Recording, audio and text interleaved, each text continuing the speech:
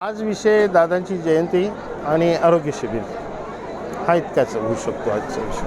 त्याच्यात काहीच बोलू. जनरली मी पत्रकारांना एक माझी विनंती आहे की गावात कुणीही काय भुंकलं बोललं की तुम्ही लगेच उठून आम्हाला विचारायला येतात. त्यापेक्षा जो बोलतोय किंवा जे भुंकतात त्यांची उंची काय, त्यांचं स्टेटस काय हे बघून मग तुम्ही ते पुढं व्हावं असं मला वाटतं. पक्षातलंच आहे बाहेरचं कोण नाही. पक्षबाहेर असला काय धंदा मी बघितलेला नाही कधी. कोणालाही माझे काय जेवढे मित्र आहेत ते आता माझे अनेक मित्र इतर पक्षात आहेत, तसं अनेक मित्र असे वावरत असतात.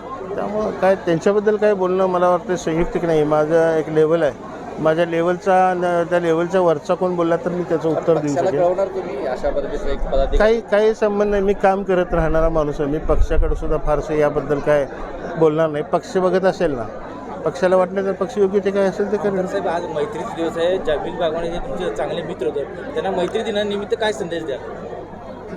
अशा लोकांना संदेश नसतो, योग्य वेळी काय पोचवायचं ते पोचवतं त्यांना. Okay, thank you. लोकशाही मराठी ऐका, पहा, जागरूक रहा.